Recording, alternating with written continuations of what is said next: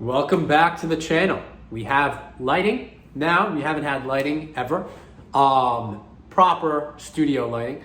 This is a light I got at Home Depot, so I don't know if I'm going to stick with it. It's looking a little weird. We got a little bit of a line back here, but just showing you the kind of direction we're headed. We are headed in the continuing growing direction. And despite the fears of a massive sell-off, a peak, a top, whatever you want to call it, we are not sharing in those fears. And we're preparing for what's yet to come. I've talked to a lot of people today. I've seen a lot of things today.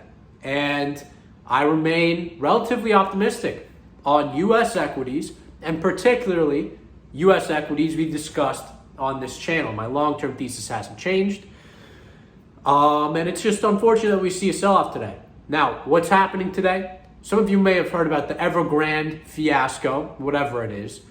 Essentially, a builder took on a lot of debt to do a lot of projects, and they overpaid for some of these projects. They overpaid for some of the land and building and whatnot because it didn't matter to them. They actually would like to overpay because if they had two properties, one here they had before, they're buying a new one, they pay more for the new one, the old one becomes more valuable, and the lenders are just lending them the money. They didn't care. So that debt bubble, whatever it is, has a little bit of a valuation air pocket, and that's gonna probably come down, and there's gonna be, missing funds because the value of the debt they may or may not have to, sell the assets of may not be worth how much was lended by the lenders. We're gonna have to see. A lot of interesting things are happening over there in China. That's not relevant. Facebook's banned in China. Google's banned in China. They're down today. I don't own them, but they're down. So clearly, it's not 100% logical. In fact, the United States equity market has become significantly more decoupled from China than it has been historically. We've seen a lot of fearful things coming out of the government. Limited hours playing video games.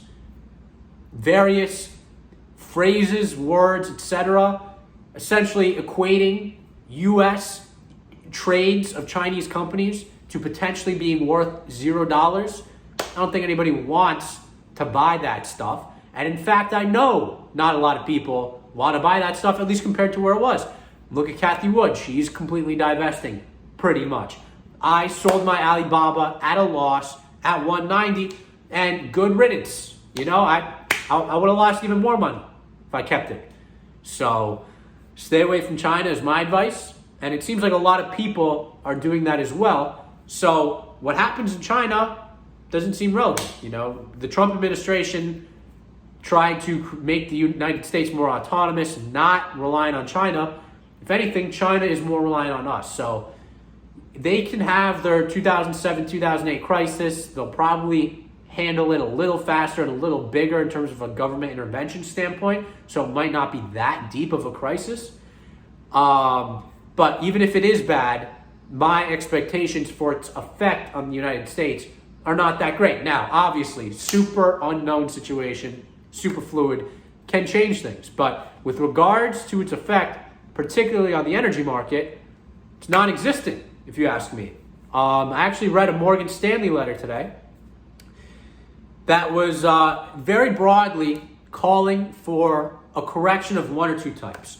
There's a fire type and an ice type. And I think this is something a lot of people, look at the chart, look at the S&P 500, and they say, yeah, correction's kind of in order. And the Evergrande thing, a lot of people were thinking that. All of a sudden, now I've got a headline that makes a lot of sense to just dump it, That's probably what happened today. Anyways, Morgan Stanley letter calls for a 10% or a 20% correction, fire and ice. Fire means Fed decides to hike rates, tighten monetary policy, and that has its secondary effect on the market. Interest rates go up, they compete in the realm of investor dollars, and higher yields makes them more attractive. So less people buy stock and more buy bonds, or at least on a price level, they look more attractive at a 3% interest rate than a 2% interest rate, right? Makes a lot of sense. The ICE scenario. That is the worst scenario that some of us may subconsciously think about, is the notion that earnings expectations are going to be revised down.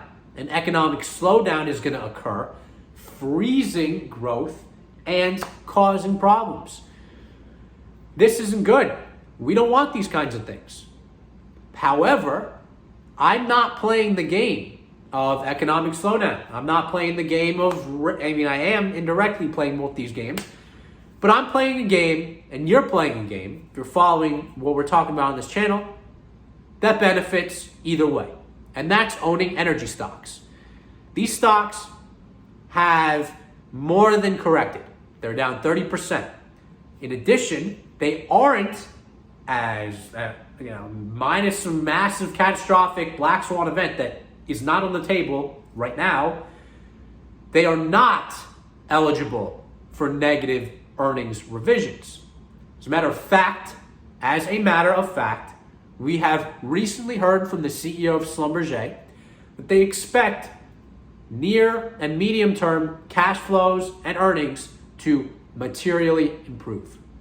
That's the opposite of negative earnings revisions. So as the rest of the economy and market may cool off, if that ICE scenario, which Morgan Stanley thinks is the prime scenario, occurs, and I've gotten this from a very reliable source, although I'm not 100%, the person who sent me the thing is not 100%, the source is not 100%, nothing's 100%. Let's just know that.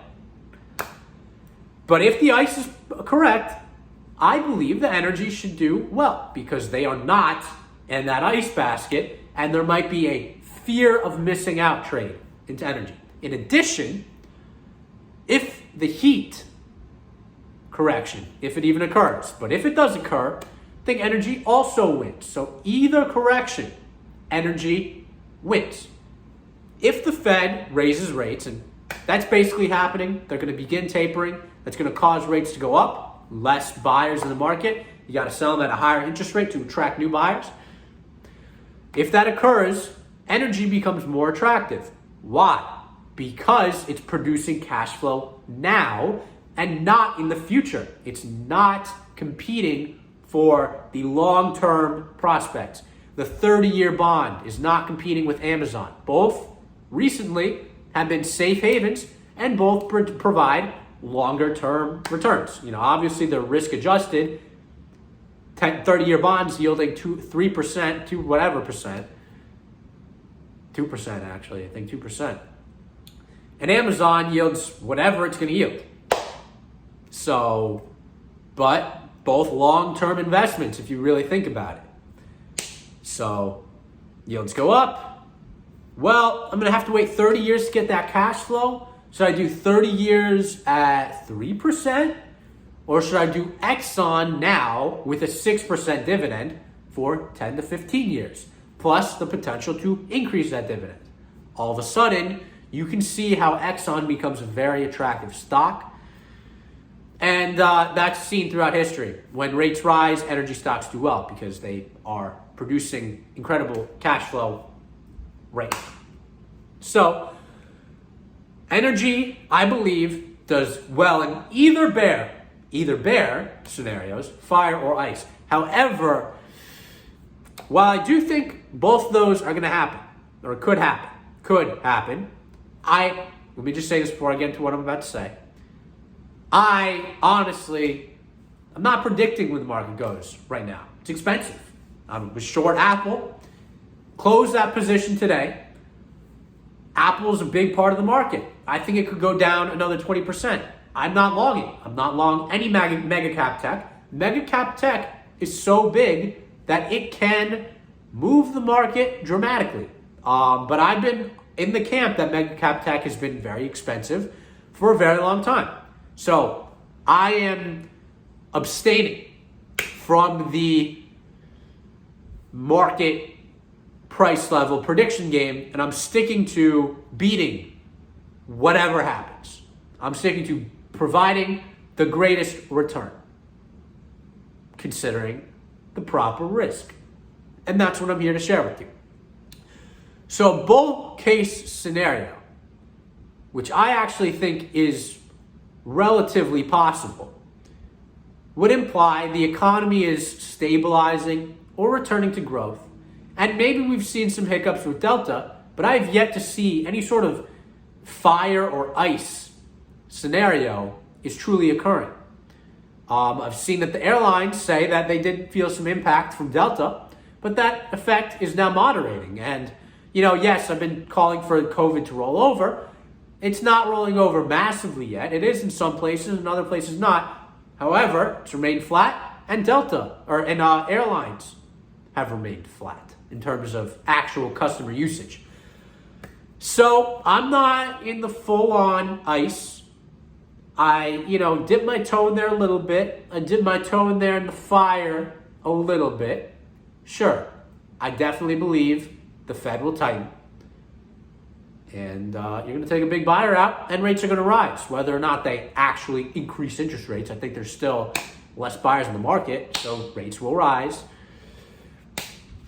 And that's going to affect things. And I also think the economy is remaining relatively stable. So I'm abstaining from where the market should be. I'm just playing what I think is well priced. And as I've said, for me, that's energy stocks, and that's tech that I believe is growth tech. I do not believe FAANG is growth tech. Growth, for me, is 10x. Do not see Apple getting to $20 billion in valuation, no matter how great the products are, because obviously the products are fantastic.